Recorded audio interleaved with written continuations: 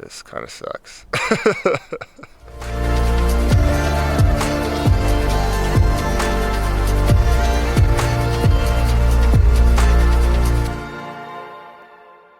Hey there! Hope you've been enjoying the New Mexico series. It's been a doozy! I want to jump in here really quickly and just put out a reminder that if you love my videos, if they bring value to your life, if they get you fired up, please consider joining my Patreon. Patreon is a way for you, the viewers, to help keep this channel moving forward financially. I don't do a lot of outside branded content deal because I don't want to constantly be selling you stuff. I want this channel to be genuine and authentic and just about adventures, right? And if you join my Patreon, you get access to early videos, videos without ads, and all sorts of other fun stuff. I will put a link down below. If you can't, I totally understand. You don't need to join my Patreon to watch my videos. They will always be free for you to watch. All right, let's get into it. The end of this episode. Stick around for it.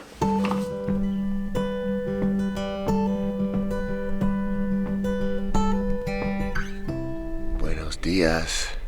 It's freezing. It's so cold out here. But I'm so excited because the sun just popped over the mountain.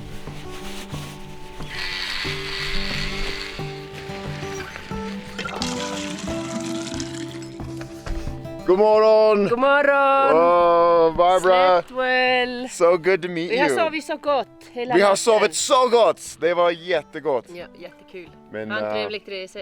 Have a good trip. Thank you so much, and enjoy. have a good journey up north. I will. And good luck with everything. And I will see you You again too. in northern Sweden. Yeah. Good Hey då.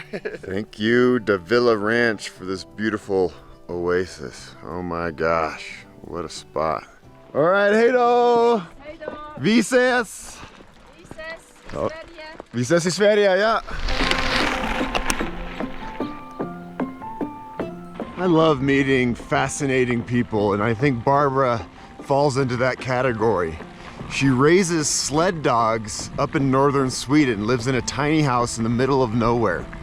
And she's done some amazing adventures around the world. Very, very interesting woman.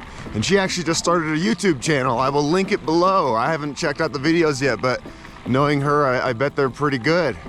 No crashies, no flatties, and no whammies. Thank you, ladies and gentlemen. Let's do it, yeah.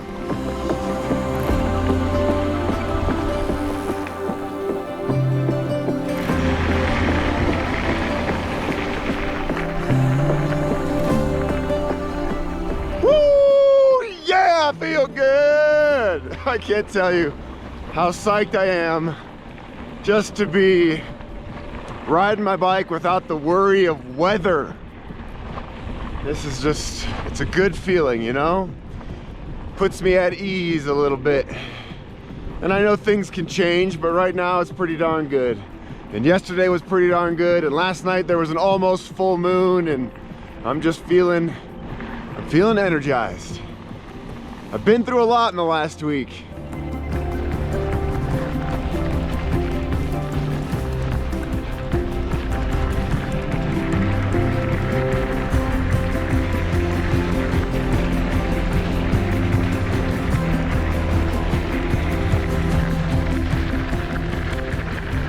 I'm riding my bike, and then I run into two bikers. What's up? We got Jeff, and you see us, right? Yes. Right on. And you guys are going all the way, huh?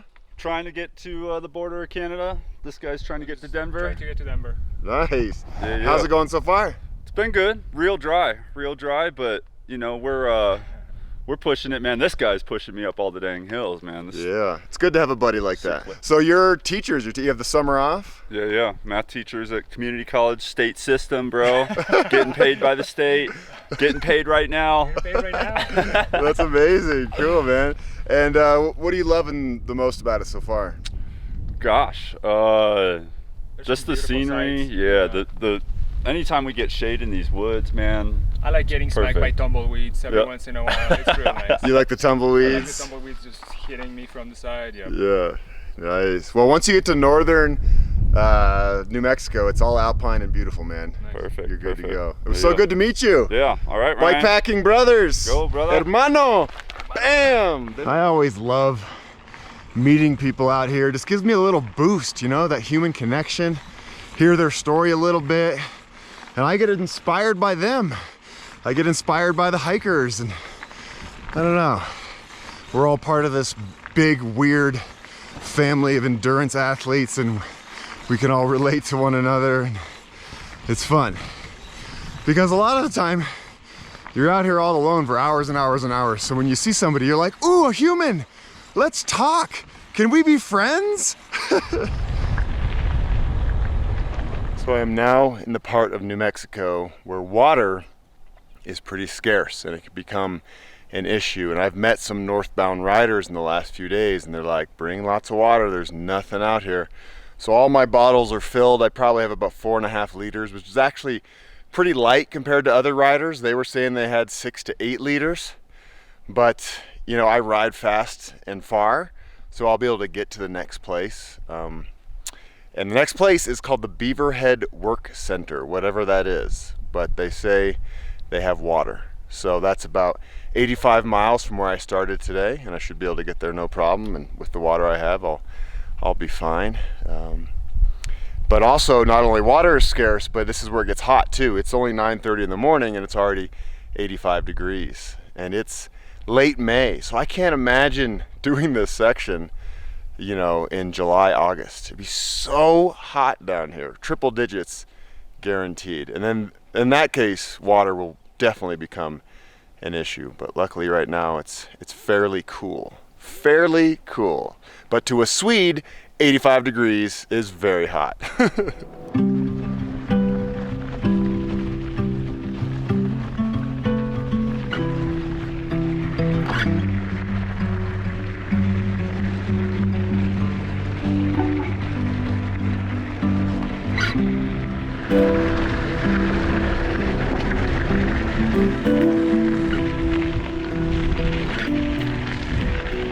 That's so weird, there's just a lone log on the road, which makes me think of one of my favorite songs from Ren and Stimpy. It's log, it's big, it's heavy, it's wood. It's log, it's better than bad, it's good. I just found the first flower I've seen in a long, long time. Granted, it's a weed, but still, it's pretty, it's a flower. There's not a whole lot of green out here. Everybody down here keeps saying that there's a serious drought and they're desperate for rain, and there's some fires down south, and yeah, I think dangerously dry conditions. So it's good to see a little something like that. A little flower, a little spark of life.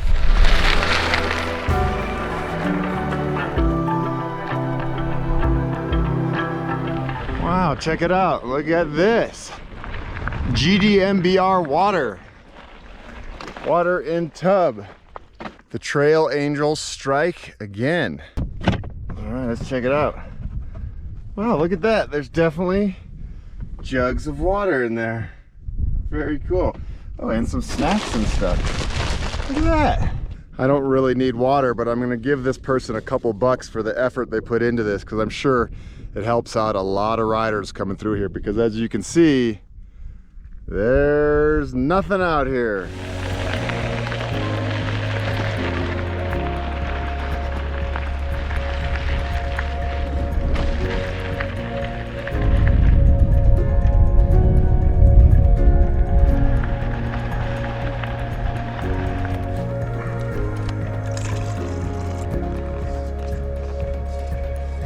I just got off the main road, which I thought I was going to be on all day, but my GPS was telling me otherwise, and now I'm on a very old road.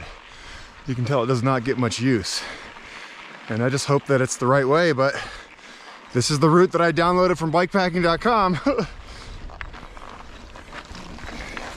So the route I'm following from bikepacking.com is the Tour Divide race route, which at points is a little different than the official adventure cycling Great Divide route.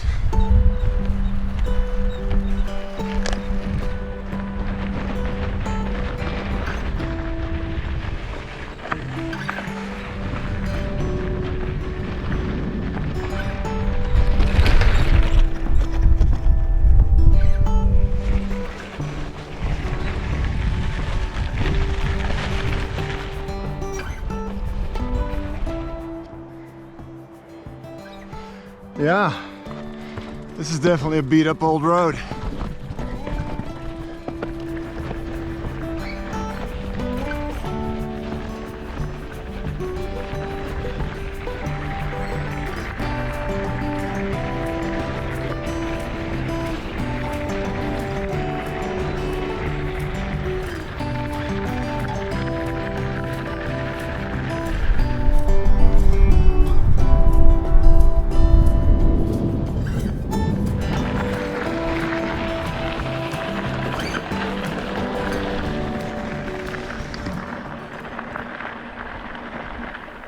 Sometimes I like to stop for no reason, just to slow things down. It's so loud, you know, rumbling down the road. But when you stop, it's just completely silent. Let you kind of catch your breath for a second. You know, when you're sitting on your bike for 6, 7, 8 hours a day, it just becomes a bit of a grind, and it's nice just to stop.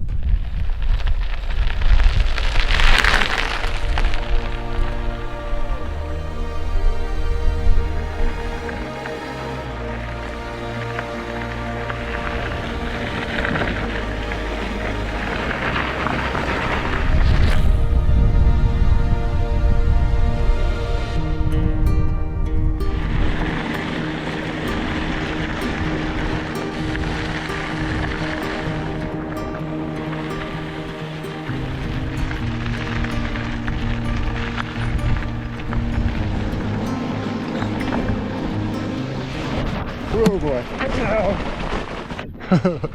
This is a sketchy road to film with one hand. This right here puts a smile on my face. This is like the lone tree in the middle of this prairie where there is not another tree that looks like this for as far as the eye can see. It's a beautiful little tree. I wonder what the story is. Who planted it? How long it's been there?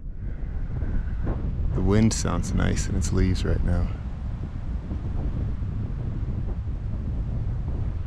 Ah! What a great tree.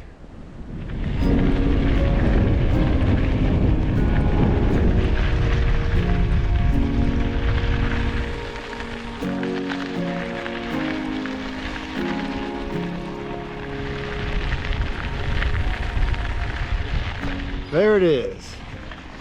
I made it to the Beaverhead Work Center. Goal of the day, just to fill up some water, and then I will go find a place to camp nearby. Oh yeah. Nothing like nice, cold, fresh agua. Oh yeah. These legs are a little dirty. This is really silly. They have a pop machine and it works, but it only takes quarters. What is this, 1985? It always feels good to have full water bottles. Then you know you're safe. All right, I'm just half a mile from the Beaverhead station. Found a little pull off. This looks good to me. What a day. I got on my bike at 8, it is now 6:30. Woo! It's a long time.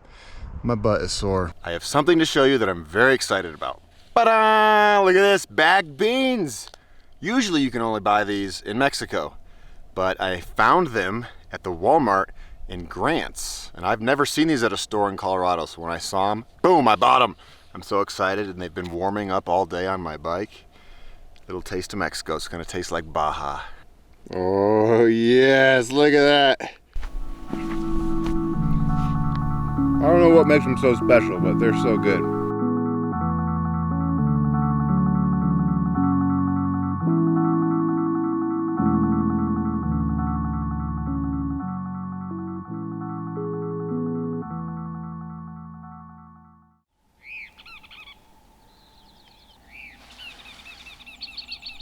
Buenos dias.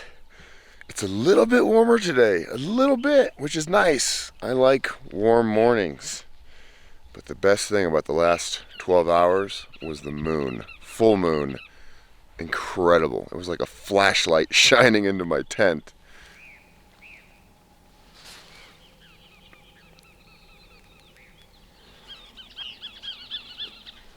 Thank you, beautiful piece of flat ground, and Thank you, moon that was up in the sky. What a night.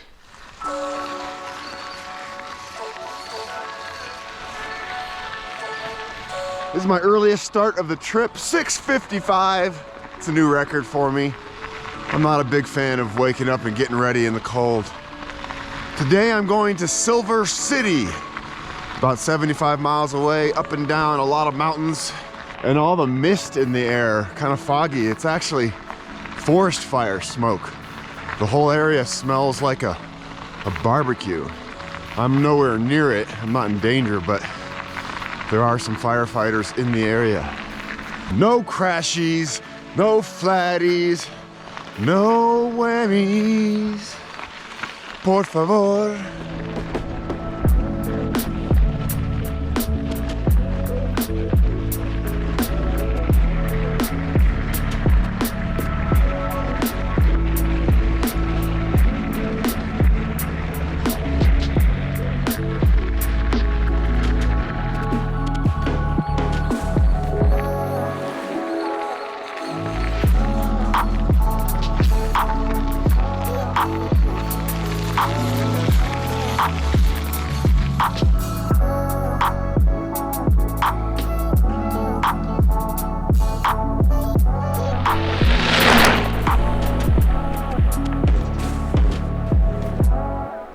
So I'm screaming down this little mountain and I see two people riding up on me. Who are you? I am Pam Jorgensen Hooley. What's up? And I'm Walter Hooley, Cool, and what are you up to? riding north. Yes, it's just having a great time on the trail. Yeah, what's inspired you to do this? The first time we did it, it was the most fun I ever had in my life when we were in Montana, and I met so many wonderful people and just experienced greatness, so had to come back. Right on. And you know, I see a lot of men out here. It's a very man-heavy sport. You know, what do you say to the women out there who might be a little intimidated by doing something like this? Well, I feel that I'm really lucky to have a husband who'll go on all my crazy adventures with me. Gals, get out there and do it. It's really fun. Yeah. You don't have to go super fast. You can just have fun. I've been doing this since I was 14 years old, so a long time, but touring on the Great Divide, this is installment number 4 for us. And it's been awesome. So you just do little sections? Yeah, we do like a month at a time and like 1,000 miles at a time, or give or take. Does this bring you closer together?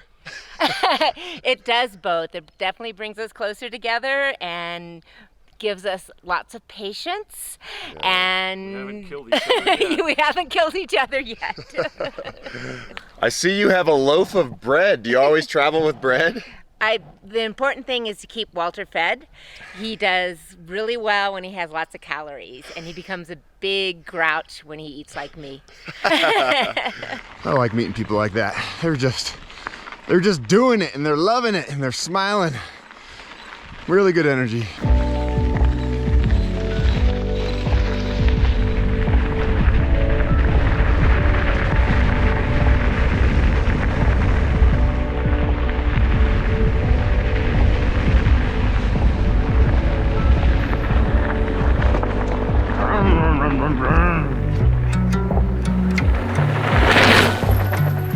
I am really happy I have front suspension.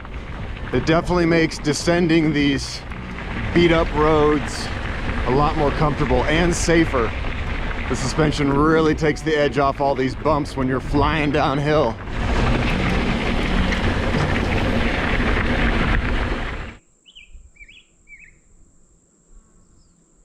Everybody told me that there was no water between Pie Town and Silver City, but that looks like water to me.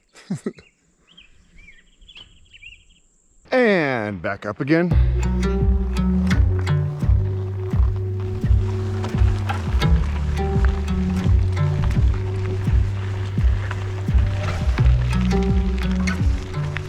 It is 11 a.m. and I've climbed 3,300 feet. And I know that the total for the day is 7,500, so we still have a long way to go. But that's all good. Like I said a few days ago, I'd rather do this than ride a flat road into the wind.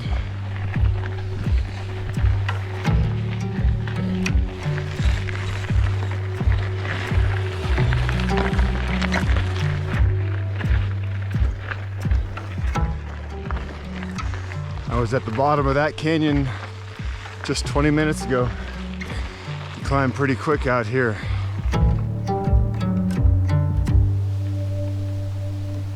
All right, downhill again on the narrow, rough road.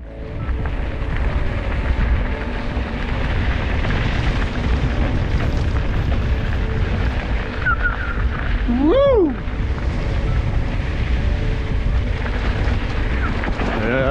Yeah. Woo! Yep, it's some good downhill. And it's time to go back up.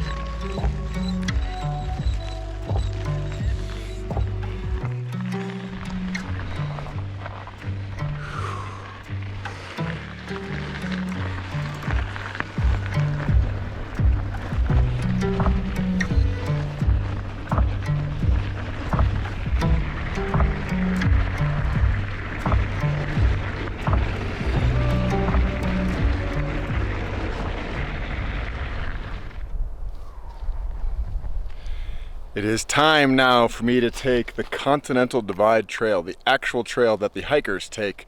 This is an alternate into Silver City. The other way is the road in. And you know, I like mountain biking, and this is gonna be full-on single-track mountain biking. Probably very difficult. I looked at the map, lots of up, but whatever goes up must go down, right? I'm really excited for this, really excited. Here we go. And I took the road less traveled, and it made all the difference. So this is what we're looking at as far as climbing. That little triangle is me.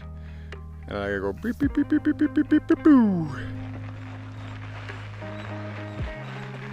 Oh yeah, I get steep quick. Whoa. Whoa! I don't know if I can ride this, let's see. Ooh, I did it. I did that part at least. Oh boy. This is gonna be tough. Whew. Wow. Man, that takes it out of you quick. Whew. It might not look steep to you, but it is incredibly steep.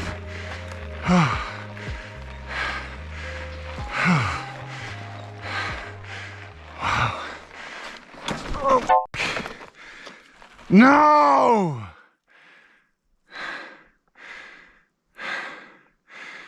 Fuck!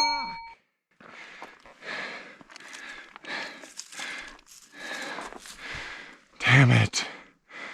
So the unthinkable just happened. I broke one of my belts, and I'm guessing all the stress from the mud is what weakened it. There's no way to ride without this belt. Damn it, I'm so dumb for not bringing an extra. Crap. I am so bummed out. Oh yeah, the GoPro is recording. Gosh, this adventure has been so hard in so many different ways. I was just getting into my groove, going on that single track. It's so stupid. I should have brought an extra belt. Last summer on the Divide, I had an extra belt the whole time, but I never used it, obviously. And on this trip, I'm like, oh, there's no way it'll break in a week. And I've never broken one ever. All of my priority bikes have had belts for the last 5 years. Never even come close to breaking them. And I highly doubt there's any bike shop around here that has a belt. This kind of sucks. Belt, why'd you have to break? Oh man, lots of different thoughts are going through my head right now. Mostly just, Ryan, why weren't you better prepared? This is a lesson to all of you. If you have a belt drive bike, always have an extra belt. Man, what a bummer. And I don't really know where I'm going now. I'm gonna try to get cell service. I don't have cell service. I'm gonna call my friend who was gonna pick me up tomorrow. I was gonna get to the end tomorrow, just blast out the final 125 miles, and he was gonna come pick me up. I'm sorry, everybody. I know you wanted to see me finish triumphantly, but that might have to wait. But you know, it was an adventure. And adventures don't always end up the way you want them to. And I certainly had envisioned getting all the way to the end, Antelope Wells, but I don't think it's in the cards this time. And you know, it's a week of my life that I will never forget. Wow, actually 10 days I've been out here now, and it's really been hard. Very hard. But I think it's important to do hard things every now and then, to really test yourself and push your limits and step outside your comfort zone. And even for me, doing this was outside my comfort zone, going through that snow and the thunder and the mud, and I'm all alone. Like, it was scary. I was terrified up there. But it helps reveal a little bit more of my character every time I do something like this, and I build more confidence. You know, I'd love to be able to just glue the belt back together, but I don't have those skills. You know, I can push my bike through snow for 30 miles, but I cannot miraculously make a belt reform.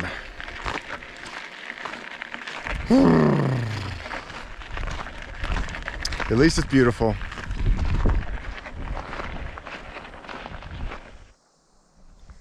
So I made it to this lonely road and I'm gonna try to hitchhike. I think I'm about 40 miles from Silver City.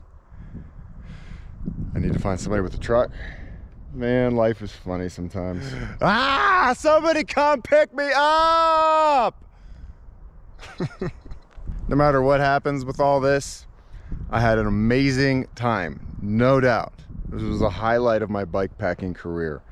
The ups and downs of this ride were just so immense, you know, and it made me feel so much, the highs and the lows. And you know, when you can have 10 days of life where you're just living on the edge of both high and low, that's pretty exciting.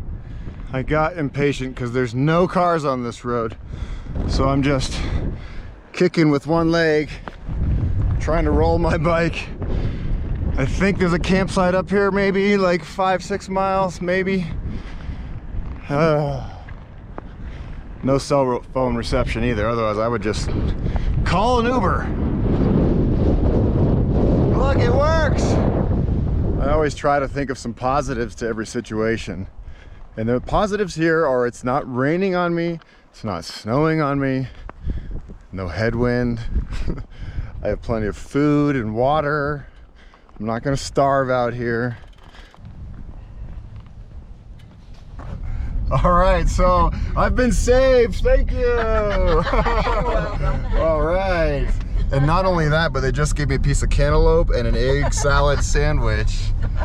And I really appreciate it. You guys are wonderful. Well, here we are in Silver City. Thank you all so much. I can't, you were so kind to go out of your way to do this. And be blessed as you go. Absolutely, absolutely. I appreciate it. We've been laughing a lot the whole car ride. It's been, these are some good people here.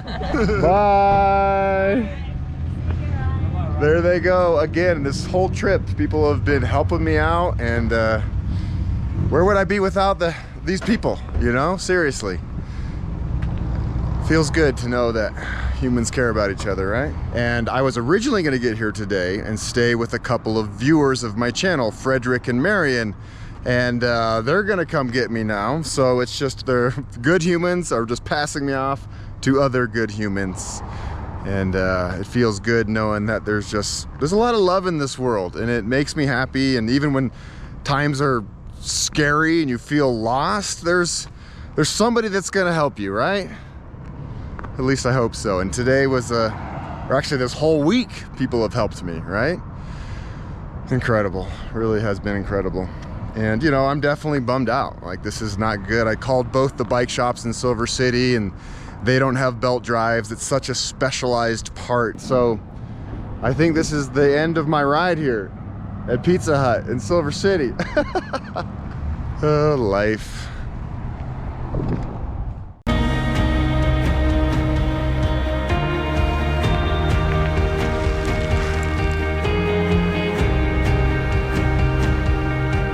you guys are wonderful.